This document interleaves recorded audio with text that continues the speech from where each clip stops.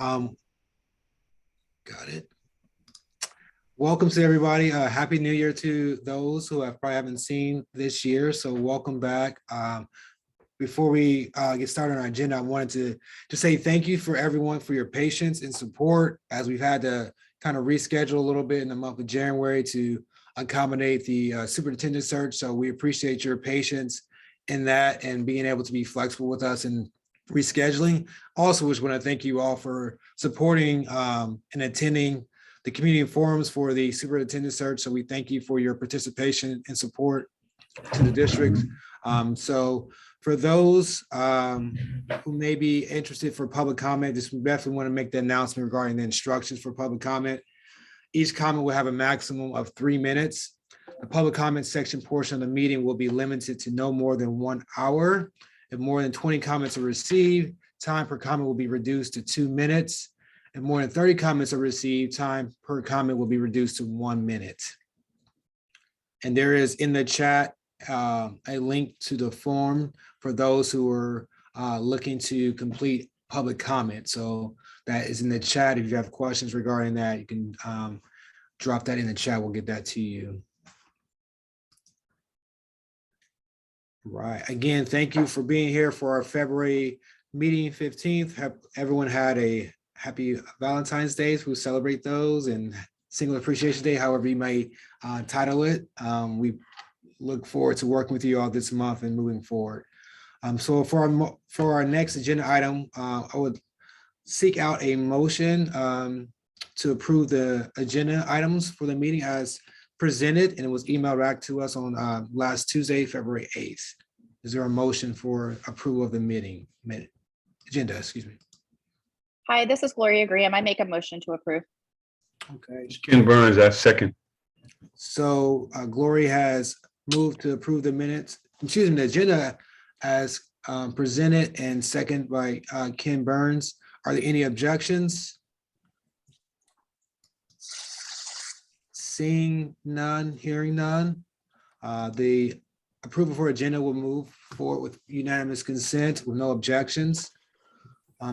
Next on our agenda is the approval of the minutes from our November 8th meeting from 2021. Those again were sent out to us via email on the 8th of February. I move that we approve it. I second it. Mr. Chairman, this is Ryan Bell. I want to make 2 quick comments. One, I think there's a grammatical correction we need to make. Sorry for doing that again, but I believe in the board member area redistricting section that Mr. Paz's name is spelled incorrectly.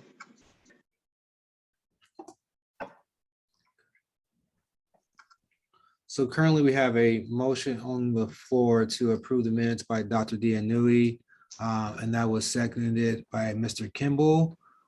Through the discussion, Mr. Bell has indicated a grammatical update to Mr. Paz's last name, I believe was with a Z. Is that correct?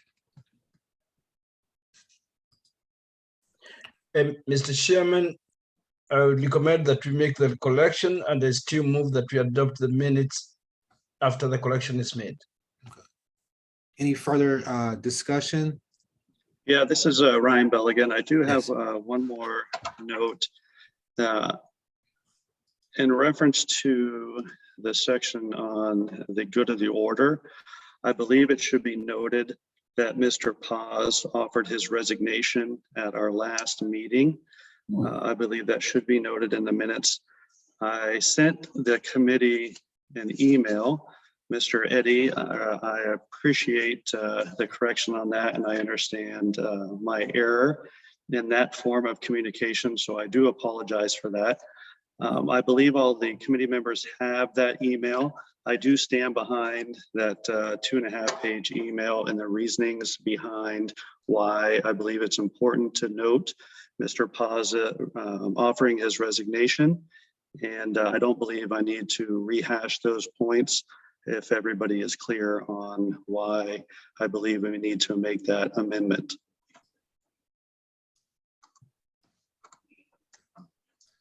So again, there was a motion by Dr. Dianui and seconded by Mr. Kimball. Now there's been discussion to include an amendment to the minutes and the grammatical spelling of Mr. Pa's name in the board member error redistricting, as well as in the good of the order, there's been a recommendation to include the resignation statement made by Mr. Paz related to our discussion items.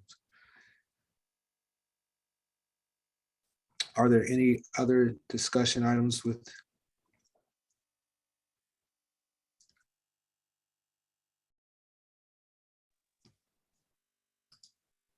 Hi, this is Gloria Graham. I guess I'm just, I would like to just have a procedural question, and that is, at what level do we include details of our meetings?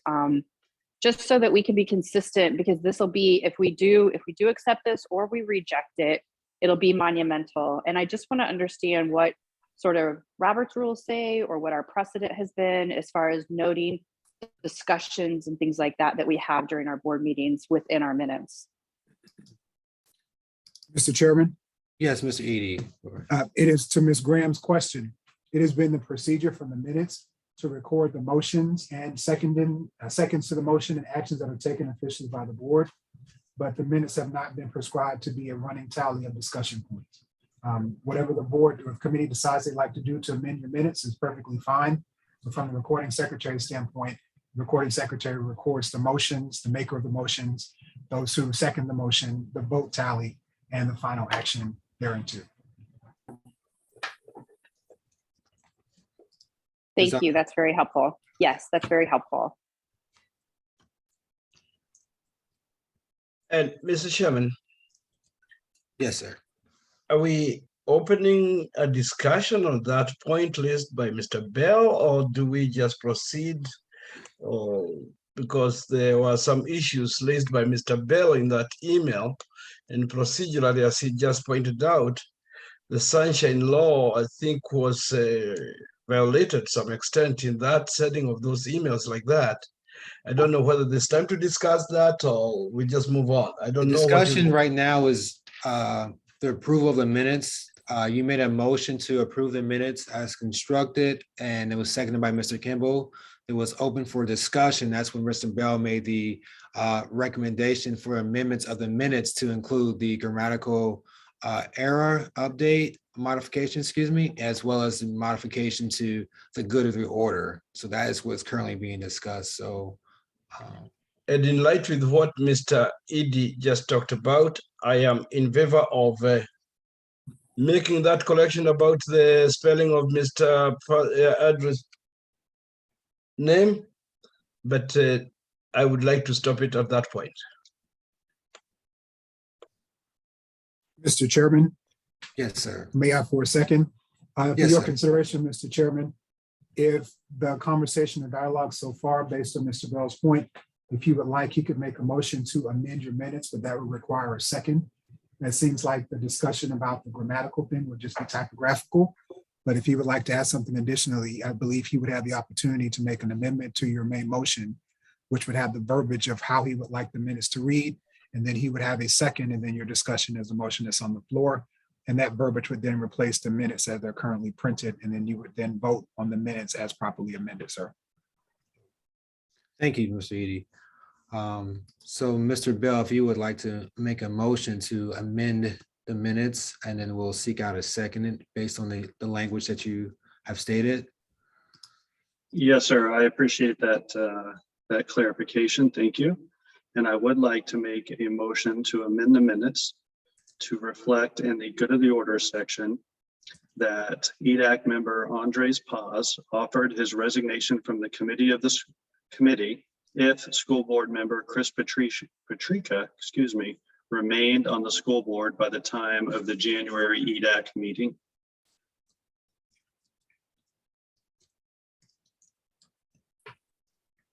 I'm just making a note so I can repeat that. So there's currently a motion to amend the minutes to reflect in the good of the order section. Mr. Paz resignation statement of board member Patrica was still on the school board by our next meeting. Is that correct, Mr. Bell? Yes, sir, that's correct. All right. Is there a second to this motion? And Mr. Chairman, did you withdraw my motion or the motion earlier on which had mentioned, or do we have this? It's getting a bit confusing here because I'm not going to second that part and I have reasons for that. But I would still like to move the motion to adopt the minutes with the name of Mr. Pass. That's all. Yes, as Mr. Edie stated, the motion related to the grammatical is typographical that could be amended. However, the motion currently is to amend the minutes to reflect the statement in the good of the order. That's the current. Is that for discussion or just for our vote? Well, right now we're looking for, it's been in motion, it has not been seconded. So I was asking if it has been seconded. No, yeah, and that's not where I'm going. I'm not going to second that motion. Thank you. It's a current motion on the floor to amend the minutes to reflect the goods of the order of the statement by Mr. Paz. Is there a second?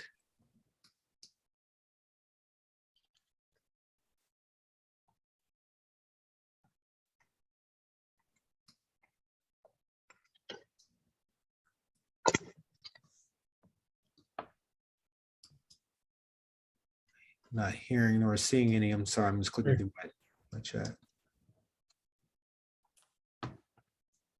So I don't hear or see a seconded motion to reflect the good of the order. So that motion would not move forward. That will reflect back to Dr. Dianui's motion that was seconded by Mr. Kimball related to approval of the minutes as constructed with the addition or the modification to Mr. Paz's name corrected. So that's the current motion. So. Do we need to second that or no? No, it's been seconded by Mr. Kimball. I was seeing, are there any objections to that?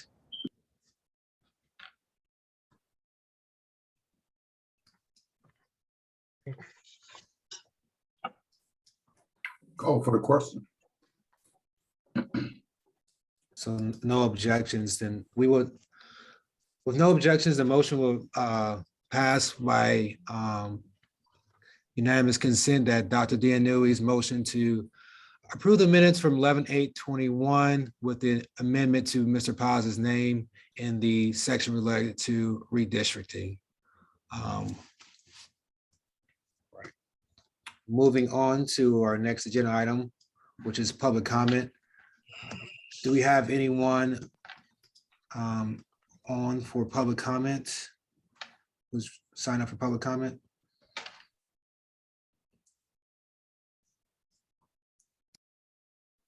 No, sir, Mr. Chairman. There are no public comment requests in the link. Thank you. With that, we'll move forward with our next agenda item, which will be the Student Code of Conduct. We have our Director of Constituent Services, Brian Mangan, who will provide a presentation related to the Student Code of Conduct. Thank you, ladies and gentlemen. I'm going to go ahead and share my screen real quick to bring up our presentation.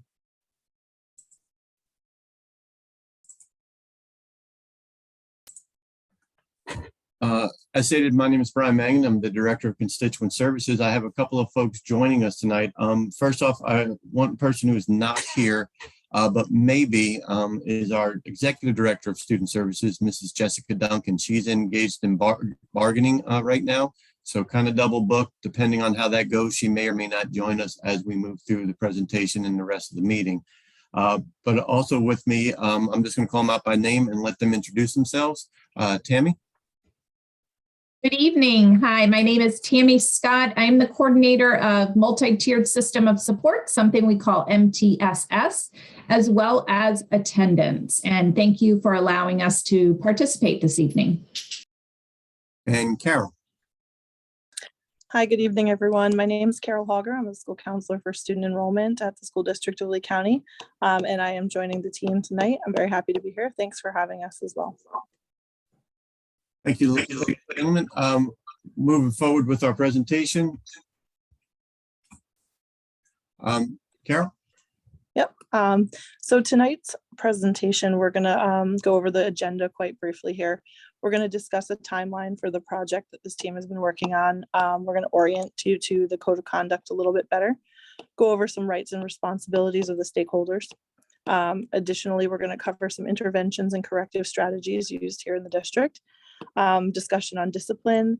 We'll go over some essential information related to the code of conduct, particularly focusing on the dress code. And also we're here tonight to request input. So those are the things that we're looking for here tonight. That's kind of our mission. Our timeline is here for you. You can see all of the different committees that we've been working with and seeking feedback from.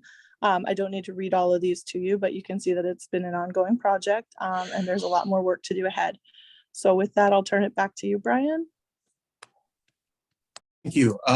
In the chat box, Mrs. Scott has placed links to the code of conduct, our current code of conduct, which we'll be referencing this evening. It's also here on the screen, but we do ask that when it comes to the chat box, please just use it for the link, and we'll be looking for input on a Jamboard, which is something we'll discuss right towards the end before we start seeking the input from the committee. When you look inside of our code of conduct there, you'll notice just on the inside of the cover, we move into our mission and vision as a district, and then our tie into Envision 2030, which has our pillars and our values such as excellence, integrity, high expectations, accountability, etc. It also has the table of contents and the introductions. Most notably, and something that was commented upon by this committee last year, is our statement of non-discrimination, which does pull directly from our board policy, but also based on some of the feedback we received. While it doesn't look like it does in board policy, it is exactly the same. All we did was reformat it because some of the input we got was that it was very dense and very disconcerting to look at in just one giant set of words on paper. So we reformatted it to make it a little bit easier for individuals to read and to digest and to reflect upon as they're looking at it in the code of conduct. The rest of the document is our 4 major sections, which Mrs. Hager referenced a little bit earlier during the agenda. And so with that first part being the rights and responsibilities, and I'll turn it over to Mrs. Scott. Tim? All right, good evening. So our rights and responsibilities, I'm not sure if any of you are able to pull up the code to follow along, but I will reference a couple of page numbers. Traditionally, we've always had like the authority of school personnel that is bound in Florida statute. So that obviously is a part of it. Another piece is our parental rights. We have the last couple of years had a link to the parent portal. This is a bit more prominent for us for the next book because of the Parent Bill of Rights. So we want to make sure that we're drawing attention to that section because the school district has within that parent portal a lot of information that helps guide parents in regards to the Parent Bill of Rights. The next section that we go into are the student rights and the student's responsibilities. So for several years now, we have embraced the Ready, Reliable, Responsible, Respectful Role Model, PBIS logo or discussion points, our 5 R's. And so we continue that. There's no change in regards to that piece of it. But embedded in our student responsibilities, we talk about the different levels or what we call the synopsis of model level behaviors. So what do I mean by that? If I look on page 25 outlines level 3 behaviors. So for example, if a student has a disruption on campus, page 25, that's a level 3 violation because there's 5 levels. But page 25 talks about what would the model student behavior look like? And then what would there be things that a student would avoid to ensure that they didn't violate that type of infraction? So oftentimes we use this as building that common language, building the common language with our students, with our staff, as well as our parents. So it's good for us to be able to have a tool to use with our students right there in those collaborative conversations, in those restorative type of conversations, because that section of the synopsis of model behavior is really a tool that our schools use in order to drive those conversations. And again, that is really to build that common language for our students. This will lead us into our next section, which is about interventions and corrective actions. I'm not sure if you guys are aware of this, but 100% of our schools have embraced a positive PBIS type of model, positive behavioral intervention supports. 100% of our schools have that in framework developed within their building. So we have about 100 schools. 29 of those schools are model schools, and then 33 of those schools are schools of distinction, as noticed by the Florida PBIS project, which is an amazing thing. I think when I came into the department about 6 years ago, we had 5 schools that were recognized. So we've come a long way in a short period of time. Embedded within that section are the interventions. And this was something that we added in about 2 years ago. So within the MTSS, multi-tiered system of supports, there are 50 different interventions that teachers can read about, parents can read about and implement within their classroom or within their home setting. So many times when I'm talking to parents who are struggling with their own child, I will reference the code of conduct, give them a couple of ideas to try. And it's the same when I'm coaching and modeling with teachers in the classroom. So we also include in our code of conduct many different ways in which we can recognize our students in a positive light. So we're always looking for things that we can add to our list. Thank you, Tammy. The third section of our code of conduct is the discipline. And this one underwent a major shift last year. We used to have 3 levels and we moved to 5.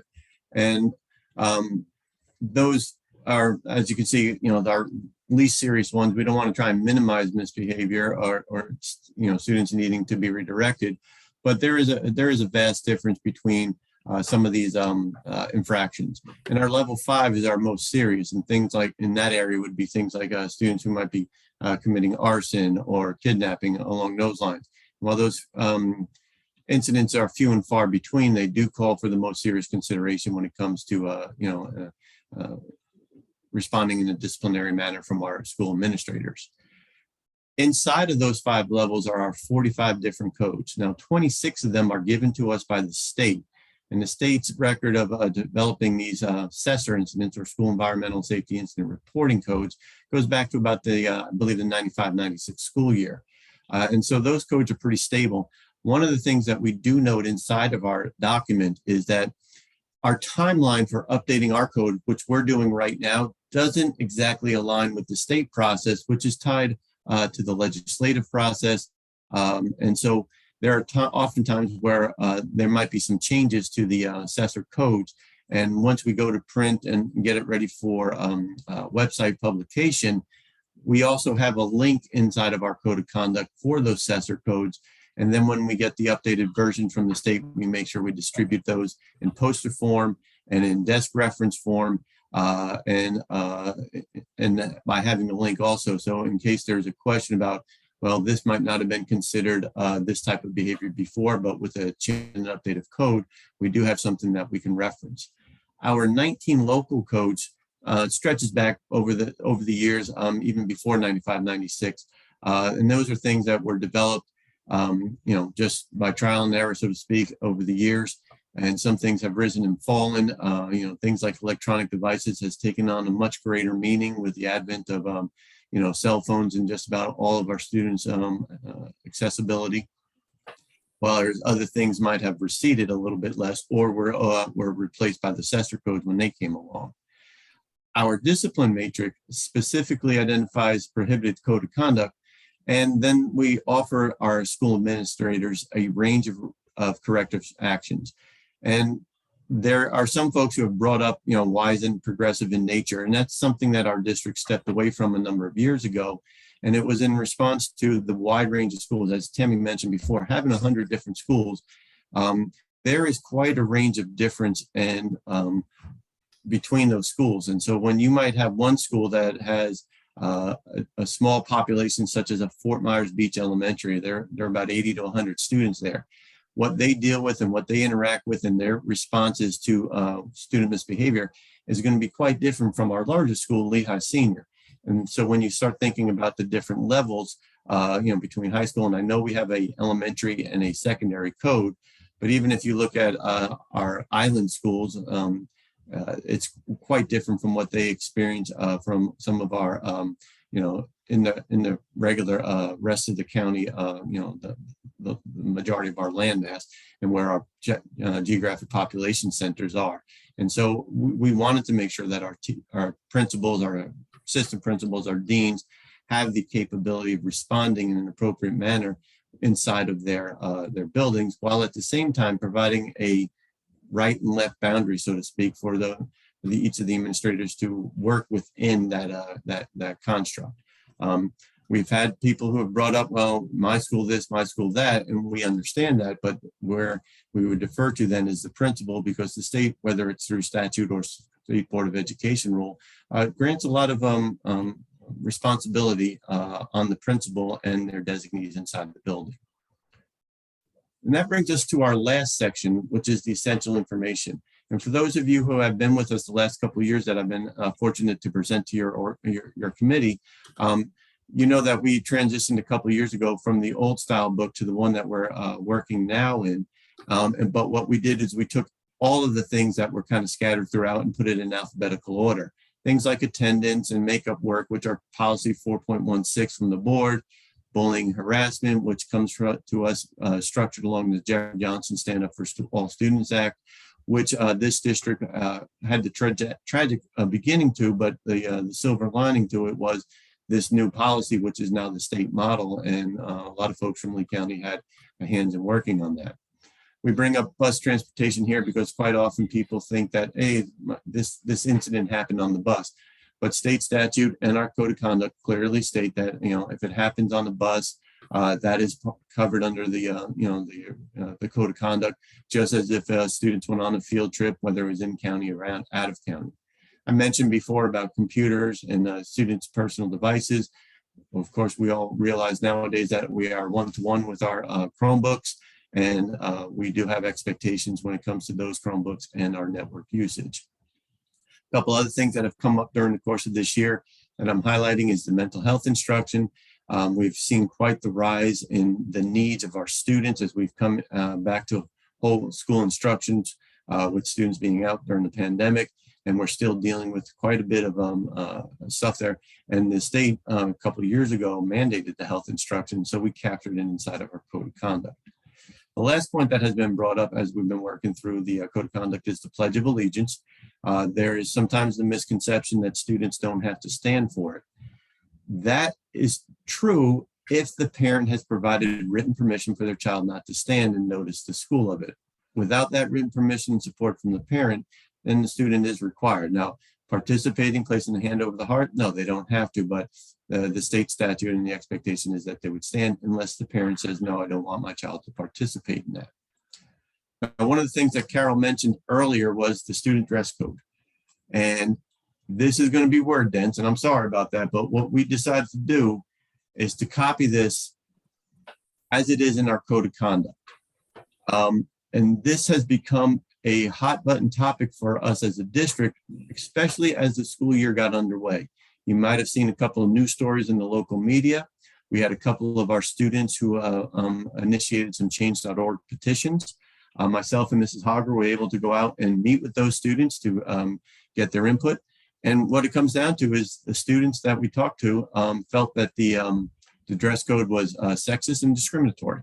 And so what we're looking from all of the folks that we're presenting to is that for the committee members to take a good hard look at this, and where we're falling short or where we have sexist or discriminatory language, we would like that to be pointed out when we get to the input portion of this, so that we can do our due diligence and make sure that we're not violating our own discrimination policy, for lack of a better description.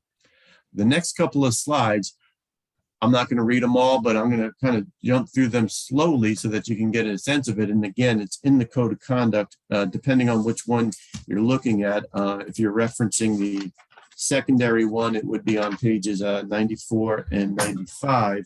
It's a little bit different in the elementary one.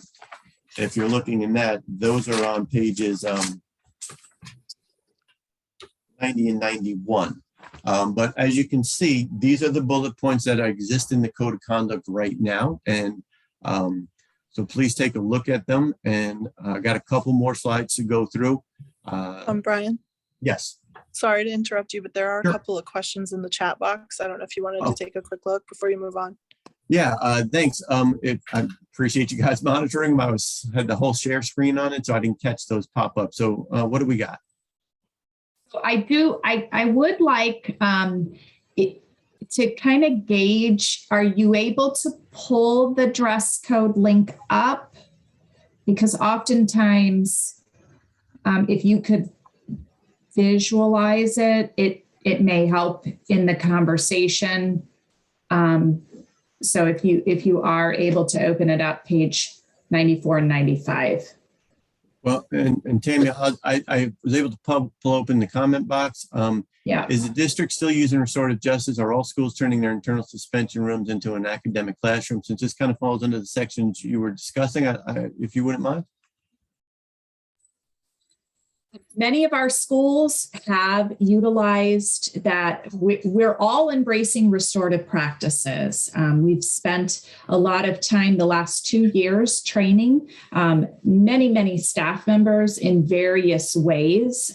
We've had different conferences and journeys that we call book studies and things of that nature. So yes, all of our schools are embracing the restorative practices framework within the building. Every school is unique in based on what their needs are. So some schools have additional funding that they can have somebody that focuses on those restorative circles and those types of things all the time, and there's a room for them to go to. Other schools may not have a single person, but yet they may have their counselor involved in it, their administration involved in it, a behavior specialist involved in it. So every school is very unique in their own setting and what their needs are. So they do have internal suspension classrooms, but there's a shift in regards to ensuring that our students are connected to some type of instruction. Because it's very, very important that we notice if students are out of the class. That's a huge driving force in our attendance and our engagement piece. I see a hand raised for Mr. Kimball. Yeah, I was the one who asked both of those questions. One of the things I was concerned about, when I was at Okemic, they did something that I thought was very sharp that would have been good for all schools. Greg put me there as a research assistant because he wanted to test out, instead of sending students to internal suspension where they sit in a room all day and did nothing, it was turned into an academic classroom. The teachers were supposed to send the work down for all classes. I was supposed to make sure the students got the work done. So the students didn't get behind. At the end of the day, that information was put in the teachers' boxes so the students kept their grades up. And at the end of the day, for all those teachers that didn't send the information, the assistant principal was notified so that they would continue to do it. And then that was much more manageable environment and the students didn't get behind. So I'm just wondering if that model has been adopted at all middle schools because it was quite successful at Okemic. Great, and I do know what you're talking about. I had the opportunity to check that out a couple of times over the last couple of years. And so, but I could not say with 100% surety that every single middle school operates in the same way. I would, go without reiterating what Tammy said. But yes, you are right. They had a model way of going about making that room academically focused while at the same time, supporting the direction of the administration when it comes to responding to student misbehavior. Mr. Ndue, I did see your hand up, but I'm just going to jump to the one question and then come right back to you if you don't mind. That's fine. The other question was something in regards to, does it allow students to wear something like the Confederate school to class? I would point to you up on the slide right now, the second bullet down where it says any method of public display. Won't read the rest of it to you, but it goes to our, the principal's judgment, and that's cited often in the dress code and in the code of conduct. If it is something that has caused a problem on campus, yes, a principal would be within their rights, but they have to be careful because there is the topic of the First Amendment that is there. However, with the divisiveness of the symbols, I know quite a number of our schools does not allow it, but I'm not going to sit here and be fool enough to say no student ever has not walked in the door at some point this year wearing something like that. But it's not something that a principal would be allowing on the campus, especially if it has passed that test of causing a disruption and being controversial on the campus. Mr. Ndue? Yes, thank you, Brian. I have a question about, let's say, making accommodations. For example, this is Black History Month. If I came there, for example, wearing Black Lives Matter shirt, is that allowed, or Hispanic Month or another jet, something that has a message? So that's one question. The other question is, I'm glad I saw the restorative practices. How much are we doing in terms of preventive education, preventive measures? What do we do there? Because I think the most important thing is to be more preventive. And finally, I think it was Temi. Temi talked about, each school is different. Does that mean that each school emphasizes this on the way to answer or not? So did you get my 3 questions, Brian? Okay, well, I'll start with the first one. You brought up the question about Black History Month and wearing in something like Black Lives Matter. Again, if it's not something that's caused a controversy inside the building, and there's been court cases, I don't want to misquote them, but I could get them back to you at a later time. But there are some court cases that do bear in on this. And again, if it is not a controversial issue in the campus, then the principal just can't walk up to some student and say, you can't wear that because I don't like that shirt, or that might cause a controversy. Somebody says, well, then you have to wait for a controversy to happen before you can react. Actually, yes. But if a kid wears it and goes through their day and there's not an issue, then there's no cause to respond and say, you can't wear something like that, or you can't have that on there. But if it's caused a history in the past, then it would be responded. Tammy, do you want to jump in on the second question there with the restorative practices that Dr. Ndue asked? Yeah, so there are several preventative measures that schools are doing. So I did talk just briefly about the PBIS, the Positive Behavioral Intervention Support Systems, and all of our schools have embraced that type of a process, and that's more of that preventative in nature. That is things that all schools do for all students. So we call that Tier 1. I know like at South Fort Myers High School, they have something called the BAR program. So that's a very, it's all about relationships.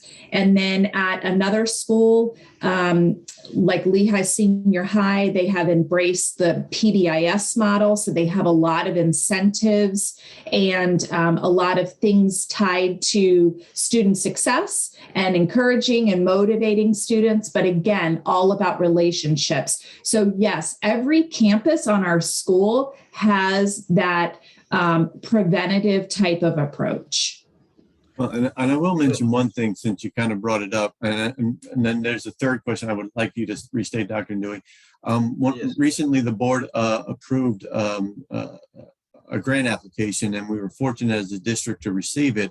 And it's a STOP grant, similar to the type of grant that brought in the Navigate 360 program for the capturing the threat assessment data that we use now. But this one is going to be more focused for preventative. It's affiliated with the Sandy Hook I Promise organization, and that's from Sandy Hook up there in Connecticut with the tragedy back in 2014 with the school shooting. And this one is going to have two major thrusts with for all of our students. It starts with hello, basically helping students build better relationships and, you know, how to interact in a more positive way.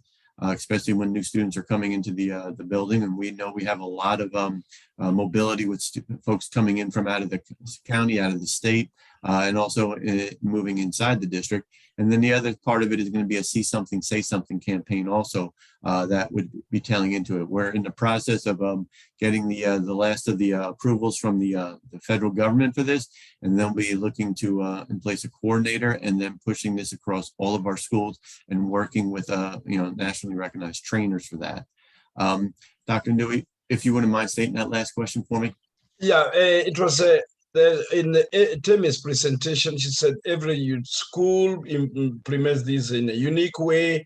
I thought, is this universal or every school follows it? But Tammy, when you talked about the 5 R's, I was hoping you can also add something you just mentioned, relationships as part of the 5 R's becomes a 6 R. Go ahead. Thank you very much. I'm going to write that down. And it is all about relationships, positive relationships. Thank you. Mr. Kimball. And you did not address the uniqueness of the schools, Timmy. Yeah, I asked the question about the Confederate flag. I'm quite concerned. You got to understand from the standpoint of an African American and most European Americans from the North, we find that highly offensive that any principal would allow it. I'm at a school where one principal tells African kids they can't wear T-shirts with Malcolm X and Martin Luther King on it, and those are American heroes, but yet and though allow kids to come to school with those Confederate flags that symbol white supremacy, and it did cause conflict. It caused conflict among teachers and students to allow it. The second thing, you have a code of conduct that says no colors. That means a group of students can't come to school all dressed alike, looking like a gang. If those students are allowed to wear those flags at school, that is purely gang behavior. Thank you. We do have the next portion where we like to capture the feedback from everybody. And I'm going to bring it over to Mrs. Tammy again. So Tammy, if you could explain, and I'm going to stop sharing my screen so you can show folks how to use the Jamboard so we can start capturing some of our feedback so for incorporation in our board presentation.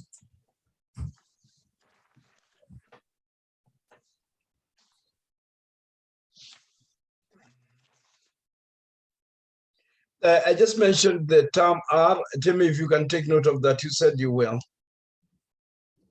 The relationships among the important R.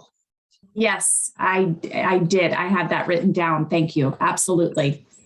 Mr. Mangan, do you see my Jamboard? Yep, you're up and running. Okay, thank you. So we're always looking for a way virtually when we meet virtually to provide any participant the opportunity to write exactly what it is that they want to share. So this is something called a Jamboard. We've done it with a couple of other advisory committees, and it as we've received positive feedback for that. If you are comfortable using it, by all means, please use it. If not, then I will try to capture, Carol and I will try to capture and type them in. I will give you a link in just a moment. And up here, it shows you that there are buttons, and there's 4 different slides. And on each slide, it has a different question. So you can move back and forth.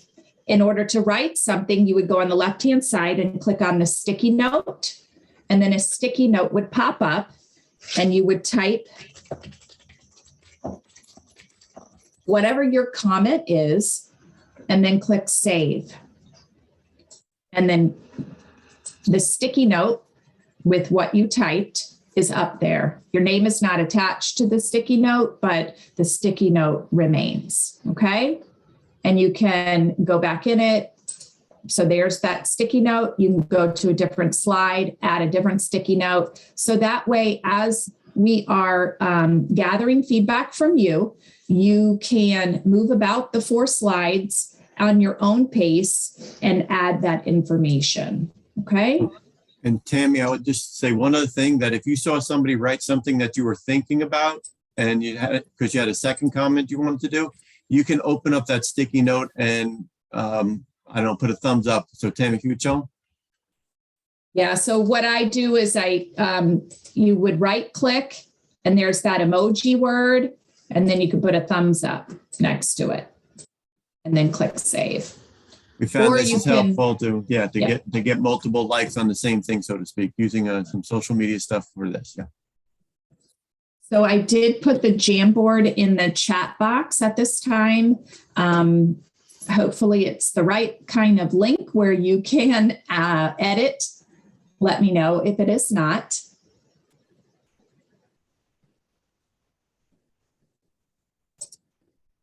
And we can proceed with our conversations. So Tammy, it is working. I was able to. Hopefully, everybody else in the Perfect. chat box is able to get that Jamboard going. Because the other thing is we want to do is we want to be able to make sure that we take this and provide it to Mr. Edie and Mrs. Torres Nunes, so that it's part of the minutes as well, in addition to being reflected in the work that we're doing and what we would like to bring forward to the board. Brian and Tammy, you currently have 3 EDAC members with their hands raised: Ms. Graham, Ms. Burrell, and Ms. House.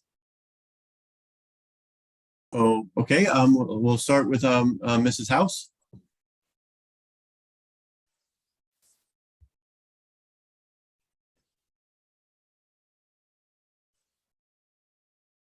Can you hear me? Yes, ma'am. All right, hello. My question is regarding the board that you have to make the recommendations or to comprise this code of conduct for uniformity. Do you have members, minority members on this board? Because some of the dress and apparel consist of clothing or dress styles that are culturally apparent or cultural apparel and cultural styles, not just things that are just in style right now. Right.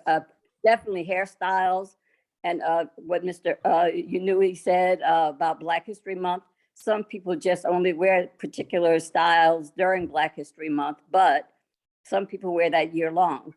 Sure. So when a principal decides that it's not appropriate, while I understand that they might be the final authority, but some people might be offended when you tell a child that they cannot wear what is culturally appropriate to their lifestyle or their family's history to school during, not even if it's not every day, particularly during that time of year. Right. And thank you for pointing out the board that we're bringing this to is our school board. And this, since the dress code is part of the code of conduct, this is one of the things we do on an annual basis. And you're right. One of the reasons we want to stretch ourselves to as many folks in advisory committees where we have active members of our community participating in this is because this is where we get the feedback that you just provided and the insight, so that it's not just me and Mrs. Scott and Mrs. Hogger sitting there saying, what do we think is right here? We're truly acting as the facilitators of this. And as much as we possibly can, we want to keep our own personal biases out of this and just incorporate with what we have and bring it forward to the board and say, hey, these are the suggestions we have. This is the input we've had from the community. And that process with the board is a 6-week process that has 3 meetings. The first one is typically one of the workshop meetings where we present it. The board always asks a lot of questions and has a lot of feedback for us. And we take that and we go back and we structure up what they have. We come back a second time for another presentation with the feedback that they have given. And then the third time is generally at the action meeting in the evening. And one of the reasons we start at when we do with this process, which usually takes about 9-10 months when all is said and done with everything that we have to do from start to finish. Hence, we're off the state legislators handing out updates to the assessor and things like that. We want to be able to do this, all goes well, starting in late April, bringing it to the board for that first meeting. And if things go on, then hopefully we'll have a board approval of the document in the end of May, beginning of June, which would give us enough time then to go to our printers, because we are obligated to provide printed copy. We don't do the old one copy for every student, because that is a tremendous cost, and a lot of students that winds up on the floor in the backpack for 6 months. And so we go with the electronic version, but we do provide each school with the ability to provide a printed copy for those who might want it. And I have some extras here in the district. But also we'll need the time to make sure the over the summer is that the document is ADA compliant when it is electronically updated on the school district's website. Mhm. So there is somebody that tries to make a distinction between something that's just a fad and culturally appropriate, I presume. And Mrs. Hogger could bear me out on this one. When we did meet with those students, one of the things they said, they were like, well, we want to be able to wear the shirts that show our bellies. Yeah. And and as adults, we're like, okay, this is something of the fad area. Whereas for the kids, that's what's hot in the trending fashion right now. So your point is spot on. Thank you. Mrs. Graham, and then we'll go to Amy. I'm just seeing it as I'm looking around my boxes, next hands. Thank you. First, let me I do just want to pause and say thank you for listening to us, because every time someone's had a question or a thought, you have been very amicable in listening to us. So just want to recognize that I understand that this is hard work to get it right for an entire school district, which is made up of many different cultures, many different people from many different value sets and all of those things. So I would be remiss to not just call out that you guys, I recognize this. So my particular question has to do with the level 1 through 5 behaviors. And I'm just curious to know, and I would guess that your answer is yes to my ultimate question, but are you tracking, or do you look at which teachers are categorizing things as level 1 behaviors, 2, 3, 4s, and 5s? Because when I look at the list, so for instance, if we just take petty theft could really show up as a 1. It could show up as a 2. It could easily show up as a 3, depending on depending on who puts it forward, right?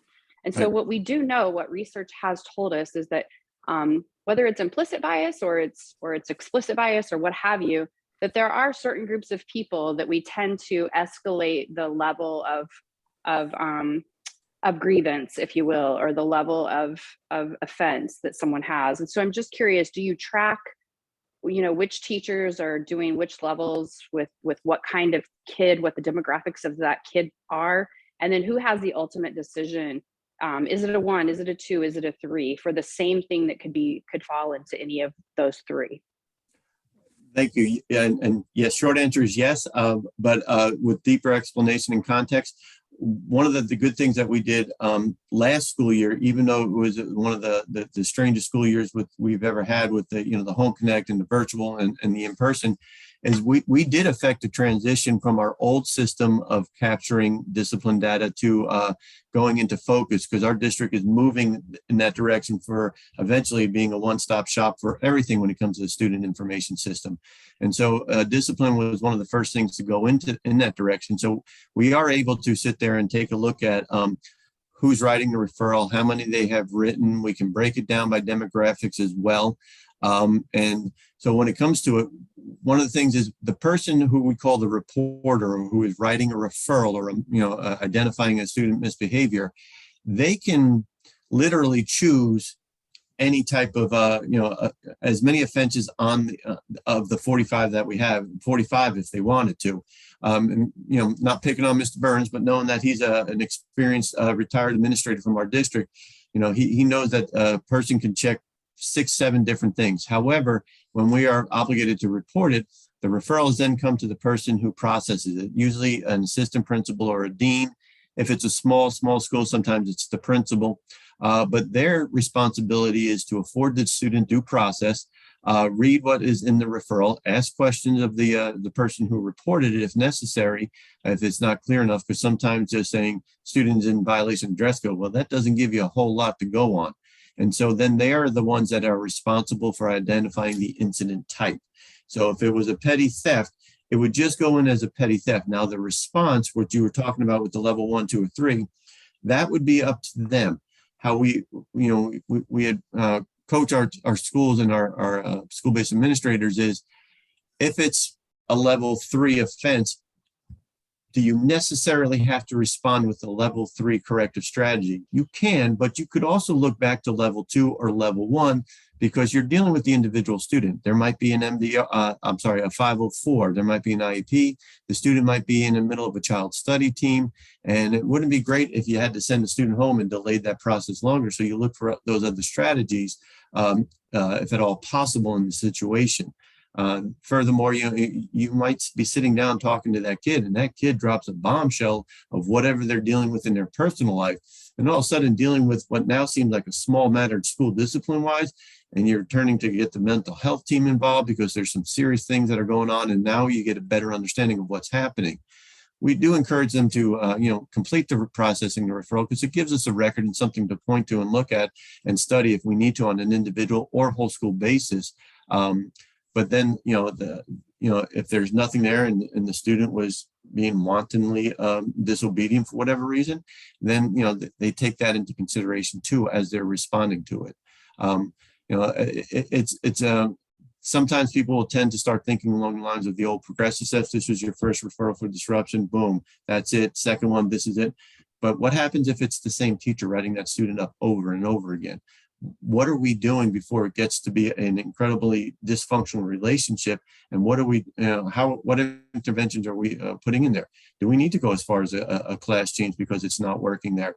And maybe the student is not entirely at fault. It's let's be real, our teachers and our staff, while they're dedicated professionals, they do make mistakes, and they're sometimes prone to letting the kid get under their skin. And I'm just being honest, with that response. Did I capture everything you were looking for there, Mrs. Graham? You did. Thank you. I appreciate it. And I appreciate knowing that you're looking at it. And I also, I also don't want to discount the hard work and the hard job that the teachers have. So thank you. I appreciate your answer. And not to be rude, I just see Amy on the screen. So I forgot what your last name is when I was directed to your hand raise. So sorry, but Amy, Miss Amy? That's okay. Yeah. Hi, thank you. My question is more around if we're thinking about our diverse families, not to exclude anyone else, but oftentimes myself, I can really only speak for myself when I get a handbook and guidebook, something like that. I right now have two, one that just graduated out of high school and one who's currently in high school. And I feel like these kids are much more empowered. They sort of own their own sense of right and wrong. And especially the young girls, they have all these social media things that they can sort of turn to. And my question is, have you guys looked at a way to help them feel less micromanaged, less sort of targeted, and more sort of empowered? So were I to pick up this book and look at it and go, okay, it's up to my principal whether my child of color's hair is appropriate. What does my principal really know, right, about kids of color and hair?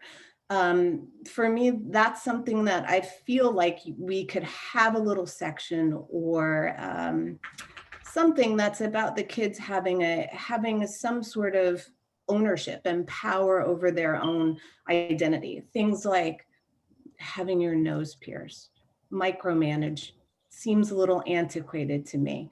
Things like on one page, it says you can't wear anything short. On the next page, it says you can't really wear anything long.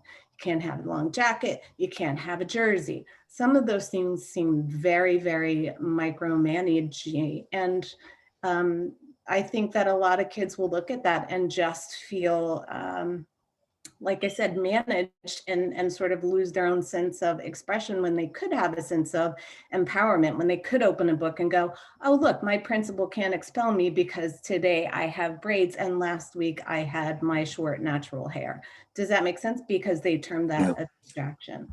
No, and again, I'll nod over to Mrs. Hogger because she was with me when we met with the students, and I didn't want to bring this up too soon. So you gave me a perfect segue. When we talked to the students, especially the ones who had the change.org petition, and when we also met with the student advisory committee, it really became a question of enforcement. And I think that's kind of what you're getting to. And then it was echoed again when we met with the TALC and SPALC bargaining units, the student disciplinary committee that meets on a regular basis that was mentioned in the slide. And we had a couple principals who participate that are standing members of the committee. And like you said, the nose piercings. For a lot of our secondary principals, they don't even worry about it unless it's some type of huge ring that might be, somebody could yank on it or pull on it or something to that effect. But if it's just a nose piercing, heck, a lot of our staff members have nose piercings. So a lot of our principals have said, that's not a battle for me. I'm not going to fight that. That there is great recognition now, I think, across the board. I'm not going to say 100% with the question about hairstyles. I mean, one of the principals is like, something, the red hair, the green hair, I don't care. I want my kids here and I want them learning. And unless it's something crazy, like something out of the old 1980s punk rock scene with the giant spikes on their hair, most folks don't care about that sort of stuff anymore because they realize that this is part of us moving and growing up. But it's the enforcement thing that we have to work on. There's no two ways about it. And we got some work to do this summer and going forward with our assistant principals as we have our monthly meetings and principals about these type of topics, especially as it comes out again and again, just like you brought it up, that we have to move forward on and do a better job with a more thoughtful approach to working with students in this area. I will say one other thing, because I know I'm cutting you off, I'm sorry, but the long jackets and all, I do know that came historically out after the Columbine thing, because those kids, when they came over to the school, they were wearing the long overcoats and all, and the jerseys. So that is more of that. The other things you're spot on with. Carol? Yeah. And the other thing I would just say is there's also a sort of gender equity issue that comes into question there. My daughters were both at Three Oaks Middle School, and my daughter came home one day, she had on a zip up and khaki pants, and they had a little like buttons at the ankles and, a polo shirt. And she said, Mom, today they came into the classroom and they took 12 girls, no boys. And she was one of them because of the buttons at her ankle. So I think too, we have to maybe in our education, when we talk to people about the enforcement, that we have to be aware of the message that we're sending to micromanaging young girls in their bodies. Absolutely. And I just want to let you know that I went ahead and I kind of put those bulleted points that you just made up onto the Jamboard so you don't have to go back in and redo it. Thank you. Yeah, thank you. Mr. Kimball, I see your hand up. Still on mute.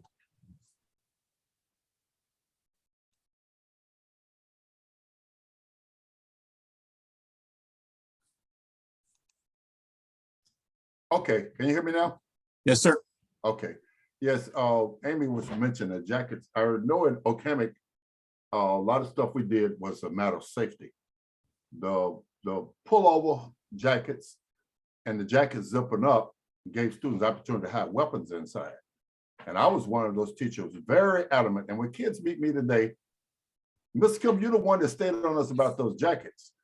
And it was a matter of safety that we had to explain to the kids to keep you safe and everybody safe, so we knew what was under those jackets. So by no means I'm against that. And I think that our parents ought to be on bandwagon that existed in order to keep students safe when we're having people bringing weapons to school today. Right.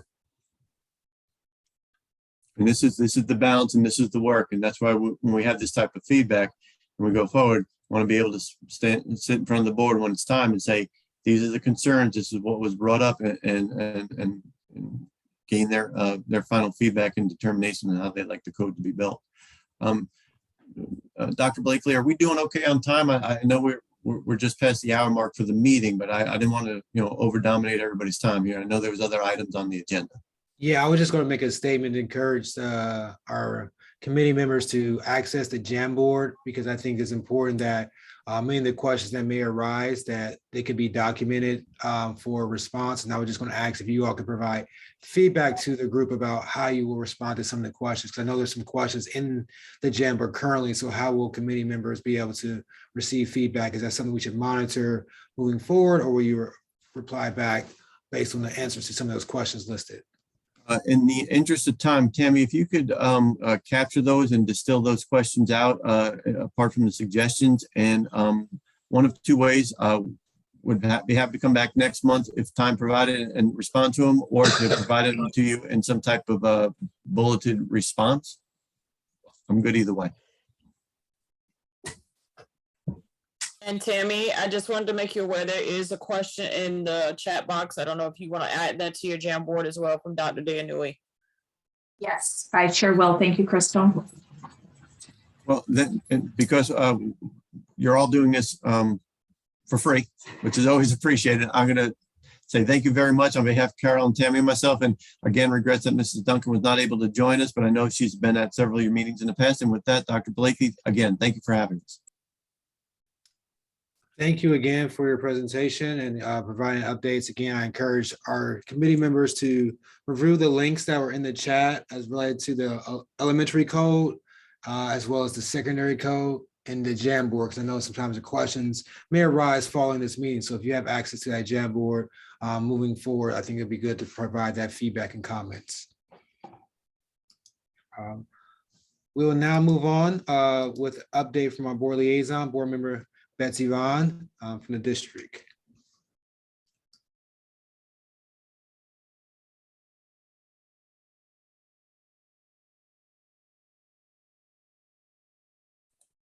Okay, I'm sorry. And then I've got to,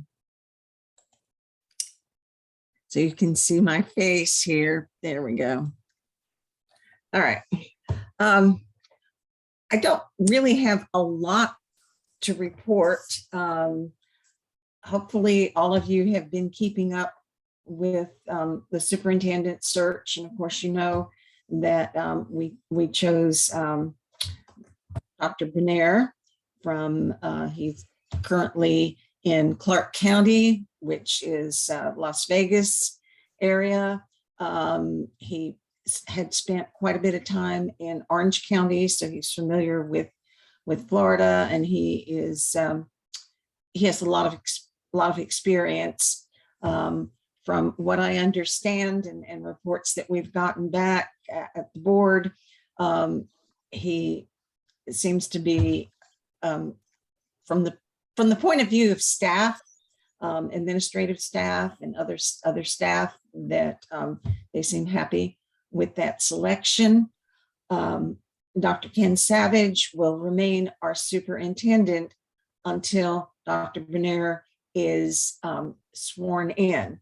So where we are with the process right now is that our board attorney, Mrs. Kathy Dupree Bruno, has been working on a contract. Dr. Benair has a representative that is representing him in the negotiations. And so we're thinking in perhaps another week or so, the draft will be ready for the board just to take a preliminary look at it. We don't have an exact date of when he would be sworn in. He has things to finish up in his current district, Clark County. He also, it's going to be a big move across country. So probably the earliest date that we're looking at is around April 1st. But again, Dr. Ken Savage will be, will stay in his role as an interim superintendent with all the responsibilities of a superintendent. And there are things like today I was at a one-on-one briefing meeting, and for at least half of that, Dr. Bernier was on the phone, not participating, just as a listener. So he's talking with Dr. Savage and some other people, and he's kind of getting up to speed on things in the district. You know, there's other things going on, but I think that's probably the main thing, unless any of you have questions about things that are happening that you'd like to ask about. So is that? Yeah, yes, I have a question. Your raised hand? Yes. Yeah, go ahead. Mr. Chairman, Betsy, thank you for that, but I don't know, I was of the opinion that this was going on up to July 1st. Now you're talking about April 1st. I don't know, I felt Dr. Savage was on up to the end of June. Now you're saying it's April 1st. I'm okay with all this, but it sounds like it's a very rash decision all along the way, and nothing against anybody taking over. And also, I wanted to ask that we have another meeting with Dr. Savage just to load up the things we have done, put in place, and the way forward with as far as diversity is concerned. I would request, and this is like a motion, Mr. Chairman, after we finish, that I would like to have another meeting with Dr. Savage just to clarify what have we covered within a short time and how we'd expect that to go forward, particularly in terms of diversity and inclusion. So Okay, Dr. Danu, I asked that you could just table that till we get to the good of the order, because we have already met to discuss our upcoming presentations for the spring semester. So we want to make sure that we have the availability for that. But if you can just table that until we finish our staff and board updates, we'll bring that back. So. Okay, yeah, thank you, Mr. Chairman. But still, the first part of my question about this April 1st and July 1st, and also, Ms. Vaughn, I wanted you to mention something you've been very passionate about at some point about the mass resignations. I thought that was something in your items of the agenda today. Yeah. I wrote an op-ed. Each of the board members has a monthly message. We rotate, and mine was on teacher retention, and that continues to be a problem. And there's a lot of things that are kind of coming up, so to speak. I can tell you that once again, the administration, I'm talking about at the chiefs, superintendent and chiefs and executive director levels, have been looking at high school schedules. You remember we went down that road a few years ago. Something else that's been discussed is when are we going to, I call it rip the Band-Aid off and enact some of the boundary changes and some of the narrowing of choices for the buses, using the proximity plan that we've been working on. That's another thing. These are not decisions, but things that are being talked about. Another important thing is for all of us to keep an eye on the bills, the education bills that are coming out of Tallahassee. And frankly, there's some really awful things. It's really beating up on, going back to teachers. Teachers often do not get the respect that they deserve. And it seems like that disrespect is coming from everywhere. And that includes the legislature. For Lee County, there's something that will probably be on the ballot in November to approve an elected superintendent rather than an appointed superintendent. And that I probably should have mentioned that, because that is something that we as a board have taken a stand on. We've taken a stand against an elected superintendent, because an elected superintendent, and we're going to be coming out with a letter, a memo, and various speaking points on the problems when you have an elected rather than an appointed superintendent, including the fact that what it will probably be is just a popularity contest, a contest where politicians will be stepping up to run for that position. And again, this is just the Lee County bill right now, but all of you may know that there are counties in Florida that have elected superintendents, and typically they're the smaller districts. The only thing is you have to, the only requirement is you can't be a felon and you must live in Lee County. That's kind of low bar there. And that's something we worry about. If you're concerned about book banning censorship, that stuff, that's still out there. There's still a group that are really pushing on that. And Academic Services has taken a hard stand on absolutely requiring that any books that and most of these people, that yes, there are some parents, but a lot of these people don't even have children in the schools. They may live in Lee County, but they don't even have children in the schools. And we have a form and we have a process. And you know, one of the things they wanted originally was, well, here's a list of objectionable books and you need to take them out of your libraries. And that's not flying. We are sticking with the procedure. So, you know, there are a lot of things going on, but yeah, we're looking at all kinds of ways to retain teachers and as well as recruit. And we still have the bus driver problem. I mean, all across the district, shortages of staff, which also, of course, is reflected in a lot of our businesses as well. So bargaining is going on with the unions. So this is a really busy time of the year, preparing already, of course, for next year. So. Ms. Vaughn, to a follow-up to that, I know you mentioned some of the things coming out of Tallahassee.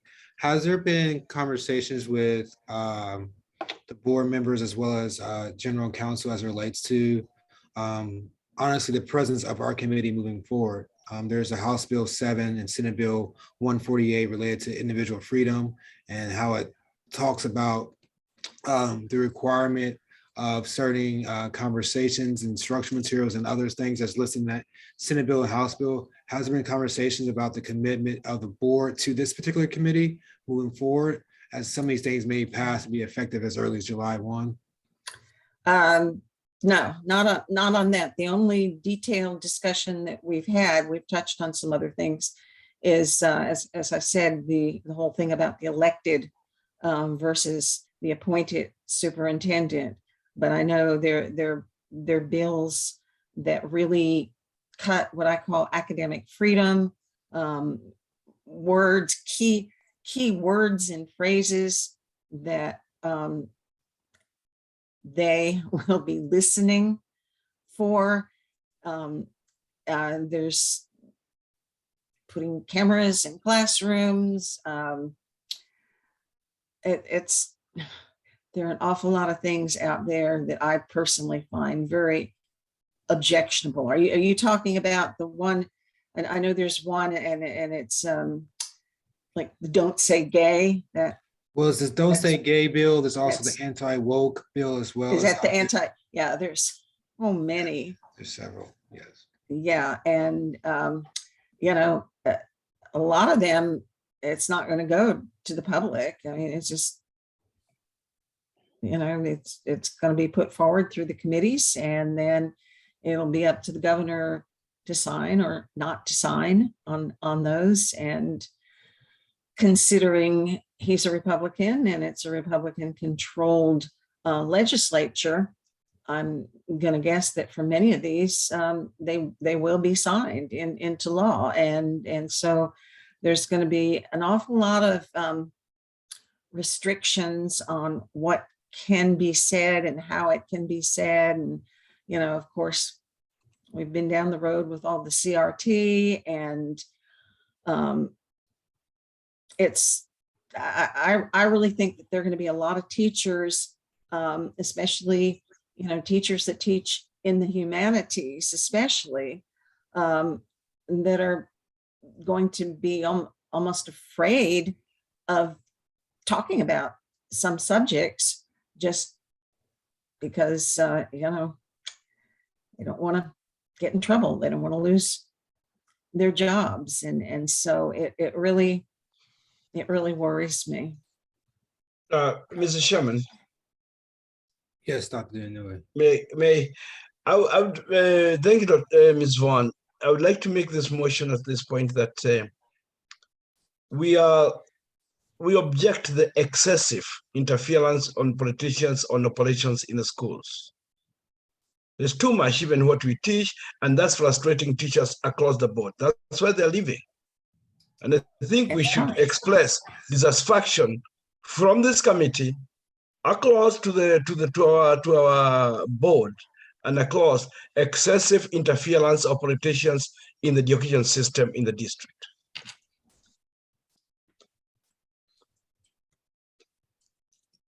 They have a lot to play, but I think they're going far beyond on what word, don't say this, don't say that, don't do that. How do teachers operate? They might as well come to teach. Dr. Inouye, you said you have a motion for excessive interference. Yes. Can you restate that, please? Yes, I would like to state this motion that this committee is opposed to the excessive interference of the politicians in the education system, in the instructional processes particularly.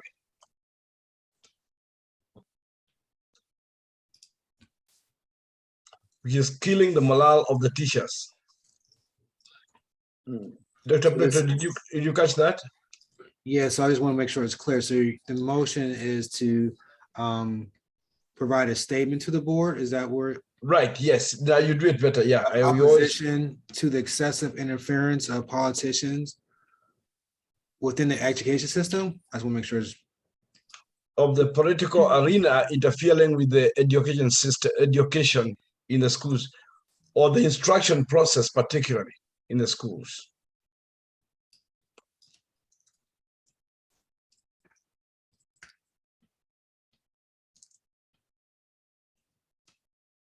Dr. Blakely, could you repeat that motion again? Yes, I was trying to make a note of it so I can get it stated clearly. So Dr. Inouye has placed a motion on the floor for a statement to the board that opposes the excessive interference of the political arena within instruction in the education system in the Lee County. Is that accurate, Dr. Inouye? Yes, you did. You put it very well. Ms. Torres Nunes, did you get that? Dr. Blakely, could you one more time? Yes. State it one more time, please. Yes. Thank you. Dr. Inouye made a motion for a statement to be sent to the board in opposition to the excessive interference of the political arena within the instruction of the education system in Lee County schools. You don't have to put instruction if you put just education system, education in Lee County schools.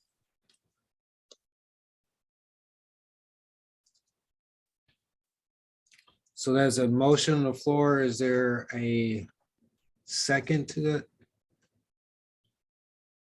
I see some hands raised. Ms. House, is that for discussion or is that? Yes. It's for discussion, Dr. Blakey.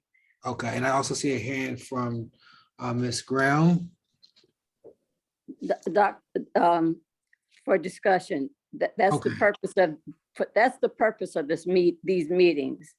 These meetings are recorded and the notes are forwarded to the school board for the record. We can discuss our opposition and our reason for our opposition to any of the actions that are being taken by the state of Florida, Department of Education, and the Senate and the governor. But we cannot change anything that they're doing as a committee. We can state our opposition and we can have our discussions, but we cannot use this committee to do anything but have this discussion, to continue to have these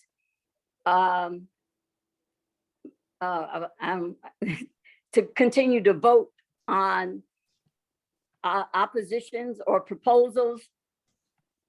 We can't do any, I mean, we can continue to do that, but you're continuing to use up the time that we should be doing to actually do things that we can actually change. Do you understand? I hope you don't take this the wrong way or understand what I'm saying. Okay, sorry. These minutes and these notes are going to be sent to the school board that substantiate the reason for our meeting. So to continue to have these votes on opposition to what is already taking place, that's the purpose of having the meeting. Thank you, Ms. House. So I'm not going to, that's just what I wanted to discuss. Yeah. Can I clarify that, Mr. Chairman? Can I clarify my motion? Mr. Denui, just a second, please. In that feedback from Ms. House, Dr. Denui, would you be amenable to have it reflected in the minutes, the statement regarding the opposition rather than a full motion? Would you be able to have it reflected in the minutes? In order to guide Ms. Vaughn to what she can pass on to the board, it's based on motions. Everything we do here is motions. Motions guide. That's what can be taken. Nobody reads these minutes sometimes. It's the motion that can be forwarded by Ms. Vaughn to the board. And I don't think Ms. House is saying that these motions are useless. I did not say that. No. Thank you. So Dr. Denui, we have a motion on the floor. I'm seeking a second. So before we move on further discussion, is there a second? And I have hands up. So is that hands for a second or is that discussion? I'll second. Okay, it's seconded by Mr. Kimball. Ms. Graham, you have your hand? My hand was only for discussion. Okay, so we are in discussion right now. It's been moved by Dr. Denui and seconded by Mr. Kimball, excuse me. Oh, well, I understand. So Ms. Graham has the action for discussion. So okay, sorry. Yeah.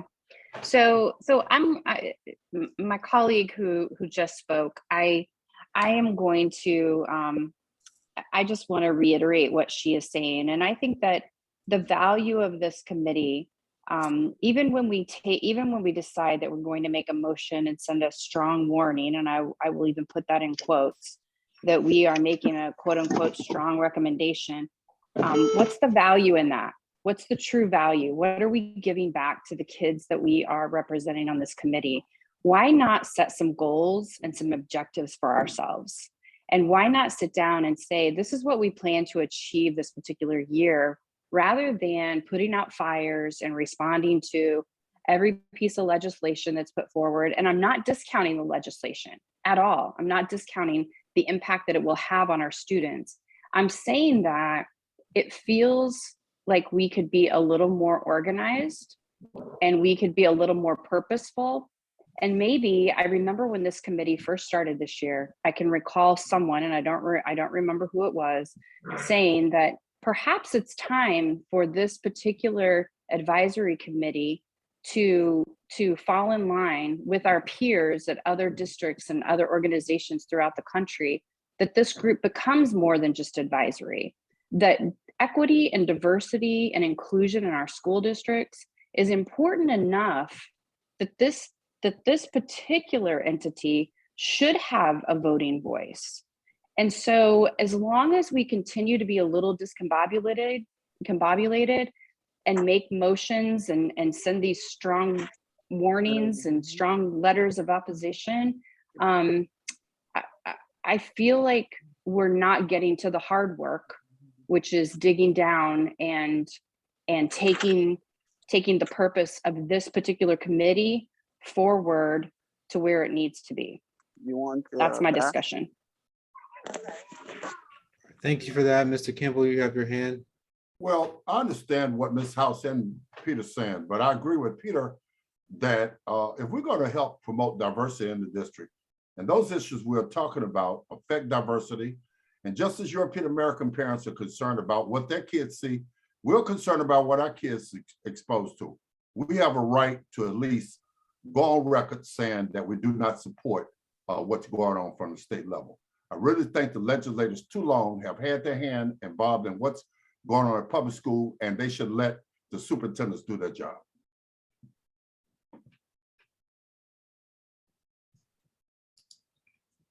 Mr. Kimball, or sorry, Mr. Chairman, I just have a clarifying question. Yes. Mr. Kimball, when you said somebody's what somebody's parents don't want in the schools versus what other people's parents, I didn't hear what you said. Could you just repeat that part? I'm just saying that part of what we're thinking about, such as banning books or not teaching African history in school or history of Native Americans, we're just as concerned about that as parents are concerned that they don't want their kids to hear that information. So therefore, we have a right and we have a voice also when the legislators are making decisions that we'll think that are going to impact our kids. We have just as much right to speak out and say we don't support it. And by making a motion and voting on it, we make it very clear that we don't support what they're doing. I absolutely agree with you. And for the record, my daughter is African American, and so I'm saying that I don't disagree that we should voice our opinion, right? That's not what I say. I'm saying that I feel like we have a really big opportunity here with this particular committee, and that we should think about not just what our role is right now in this moment, but what do we want this to be? What do we want our legacy to be when we leave this committee and when we leave it to the people who follow us? And we should always try and make it better than we found it, not just continue to do the same thing over and over. That's my position. Amen. Thank you. So we have open discussion. The motion is on the floor. That's been probably moved by Dr. Dianui and seconded by Mr. Kimball regarding a statement of opposition to the board, opposition of excessive interference with political arena within education system, Lee County schools. That has been moved and seconded. I do want to kind of remind the committee that back in October during our October meeting, we did establish as a committee those topical areas and goals for the remainder of the 21-22 year, which included redistricting, equal opportunity schools, student code of conduct, intervention and corrective actions, which we're hearing today, HR recruitment strategies, and yearly review and recommendations. So we have set forth those goals for the academic year. So I want to just kind of put that as a reminder for us. But is there any other discussion before we move forward with a vote? Ms. House, you have your hand raised still. Is that? I'm okay. Trying to put it down. Let me put it down. No, you're fine.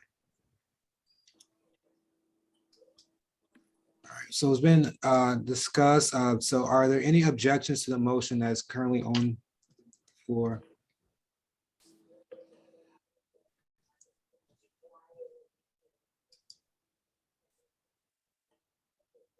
Again, the motion is a statement to the board in opposition to the excessive interference of political arena within the education system in Lee County schools. Any opposition? I have one question before we move forward, Dr. Blakely. Yes, sir. My question is, what is what happens with the recorded minutes of this meeting? Since I've heard someone say that they don't use them. So what's the purpose of them being recorded? I'm not getting that. They are recorded and they are made available. So I think the statement was in reference to that some do not read them, but they are available for consumption by the school board and the public. That's why they're recorded for public record. Okay. Mr. Chairman, Yes.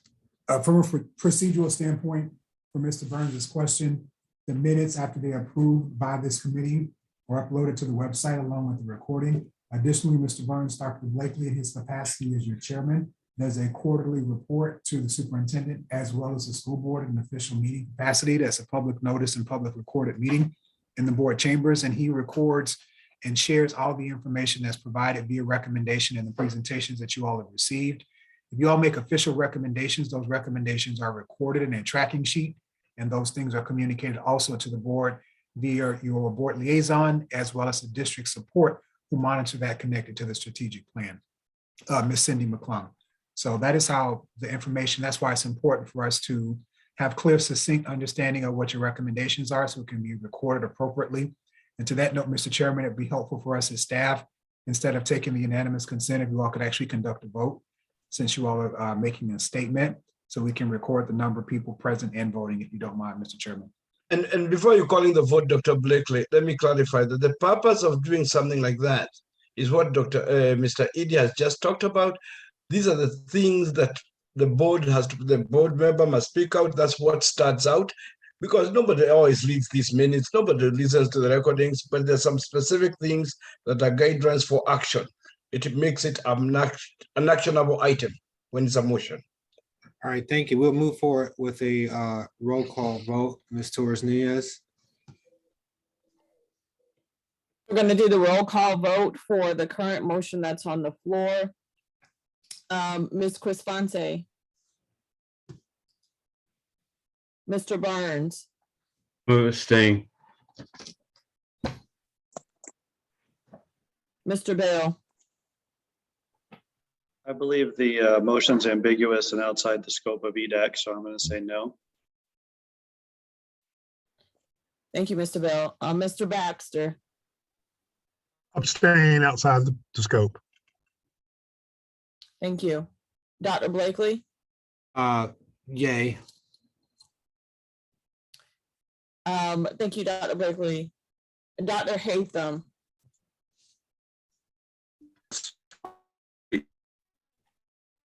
I'm sorry, Dr. Hatham, I can't hear you. You broke up. I agree with the. Okay. Thank you, Dr. Hatham. Ms. Graham.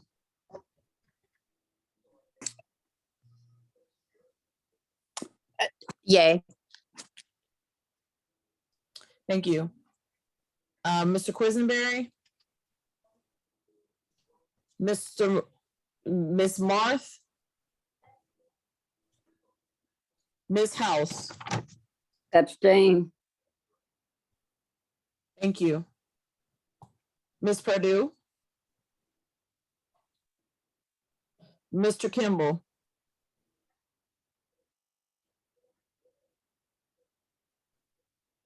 Mr. Kimball. You're mute. Yes. Thank you. Dr. Dayanui. Yes, please. Thank you. Mr. Bendick. And Ms. Burrell.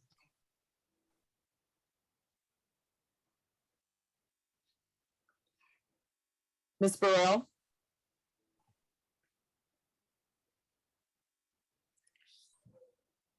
Okay, so from the roll call vote, Dr. Blakely, you have 5 yay, 1 nay, and 3 abstaining. So it passes with 5 yays. Thank you. Thank you, Ms. Torres Nunez. Board member Vaughn, I apologize for interrupting your updates. We'll make sure that you have time for any additional updates. Oh, shoot.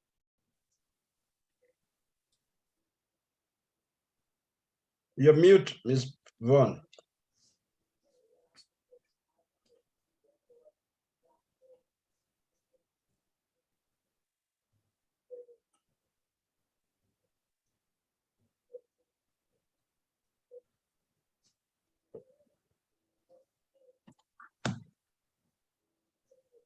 Okay, we'll give a moment for Ms. Vaughn, if she can come back with us in just a moment, but we'll go ahead and move forward with our staff update. Mr. Here, and I just unmuted. Okay.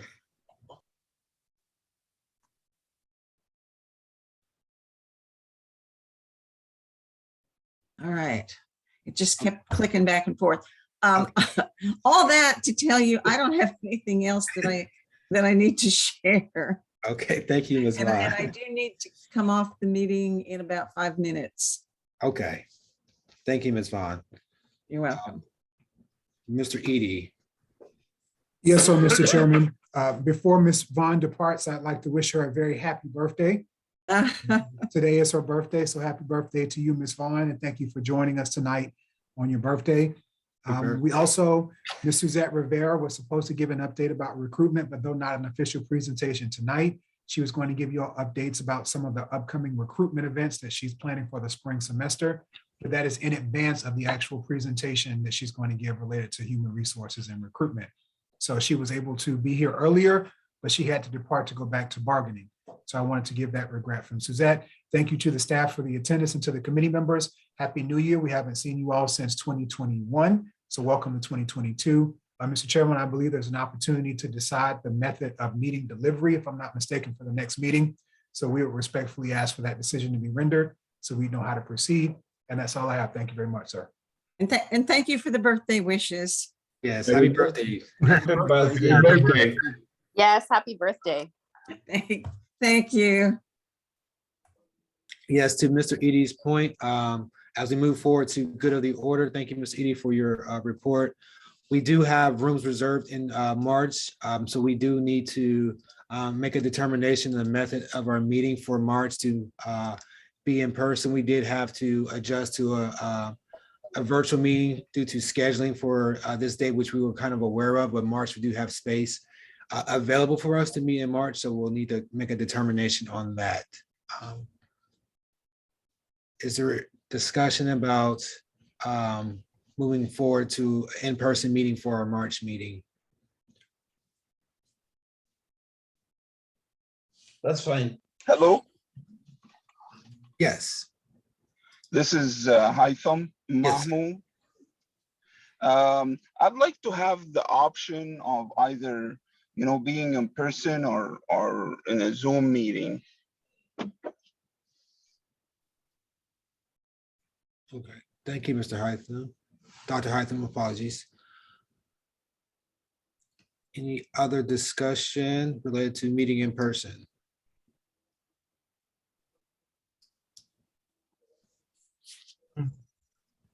If amenable, I would like to try to move us to an in-person meeting for our March meeting. However, leaving the option available for those who may need to join virtually for extenuating circumstances. Are there concerns with that? I support that, Mr. Chairman. So we will look to move forward to an in-person meeting for March and make available as needed for a virtual presence, but we'll look to have an in-person meeting for March. Also for good of the order, Dr. Dianui, going back to your earlier statement, a motion to have, or recommendation to have Dr. Savage to join the EDAC meeting. Monthly, we meet with our staff liaison and our board liaison, and I could discuss that during our time regarding the superintendent's availability to join our meeting moving forward, recognizing that there's current contractual negotiations going forward as well. Thank you, Mr. Chairman.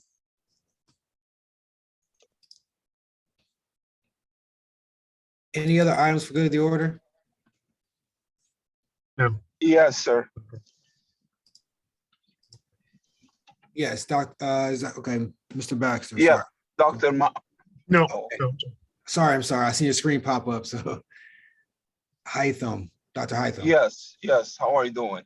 Doing well. Nice. Thank you so much for giving me a chance to come and attend this meeting. I appreciate that.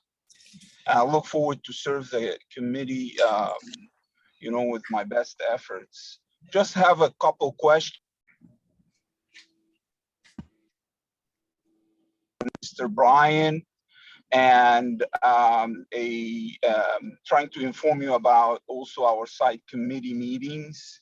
My first comment or question is, what if someone, I'm from the Muslim faith. Our, part of our religion is if they can, if someone who will grow a beard and he would look, with a beard and a mustache and stuff. So they won't let him graduate. He has to shave his beard to walk in his graduation. It's a little bit different than a costume. It's for, the looks, somebody who looks different. And this part of the religion, till now, to the best of my understanding, the scarf and the Muslim woman hijab has not been,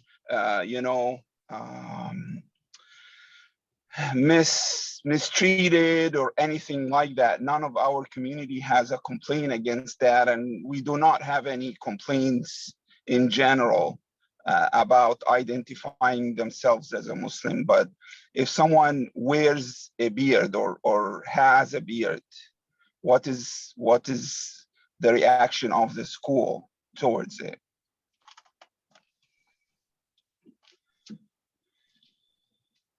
And do we have anyone from the district that may be able to address that particular question? I think the question is related to facial hair and being asked to have removed facial hair before graduation. I think that was the question. Yeah, Dr. Yes. Blakely, I would have to defer to Mr. Mangan. He did have to leave, but I will note that down, just like the other questions that have been asked, and get that information back to you. Thank you. Thank you. You're welcome. Okay, if you can inform me, maybe by next meeting or so, I'd understand that. And as I said, it is part of the religion. It's not a must, but it is preferred. My second comment is about the site selection committee.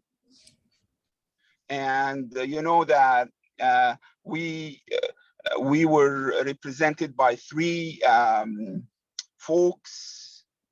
I think Mr. Kimball, and there is a gentleman also from Bonita Springs who had resigned the committee, and myself. And for right now, we are in the process. We already approved 2 new sites for schools, but unfortunately, there's only one option. So in other words, either we say yes on it or we don't. And to my understanding as a contractor, I mean, these kind of lands right now are very precious and very valuable. If we miss on it, we might not have a chance, or it will be much more expensive. So we did approve these 2, but there wasn't any options to them. The second thing, we will have a meeting this Thursday at 5:30 to evaluate the growth of our county, and determine what would be next, what the amount of schools or so on that would be needed for the community. I'm not sure if we have any GIS mapping or GIS concentration for different ethnicities, and if they are being served or not. That's I'm not aware of. I'm sure we do have concentrations of ethnicities, the High Acres, East Naples, or the part before Marco Island and such, but I'm not aware if there is this is Collier County, apologize, but I'm sure about Lehigh Acres and so. But if we are equipped with these information, that would help us. Thank you. This is the end of my talk. Thank you, Dr. Hatem. Anything else good of the order?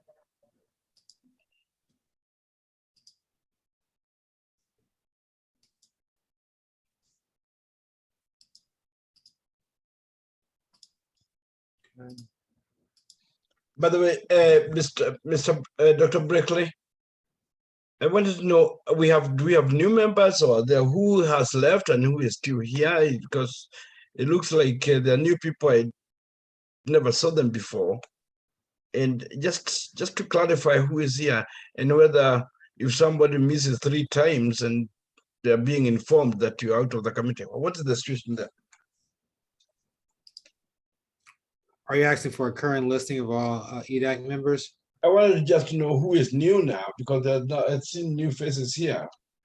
And you're right, yeah, it ties up with the current membership, and whether who has left and also that kind of stuff. Well, Mr. Chairman, to that point, you all did allude to, you had a member resign. You have a member who is now returned, who was a part of your committee last year, Mr. Carl Baxter. I can't ascertain about other faces. The public is welcome to attend. So maybe faces you may see, Dr. Dianui. I can't see the rest part of the screen, might be members of the public. But Mr. Baxter has been appointed to the committee to replace a member who's no longer a part.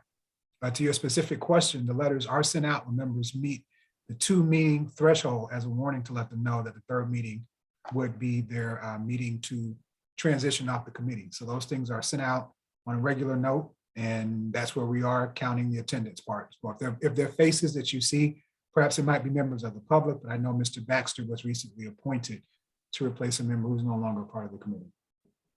All right, thank you. Any other items good of the order? Checking the chat and checking screens, hearing none, I would entertain a motion to adjourn. So moved. Second, so moved. Second. Yeah, we agree. Moved by Dr. Dianui, seconded by Mr. Baxter. No objections. All right. So no objections. So motion to adjourn is passed with unanimous consent. So thank you again for attending tonight. We'll make sure to provide information regarding our March date, which will be in person at the district offices. So thank you. Have a good night, everyone. Thank you. Right, You too. thank you. Good night.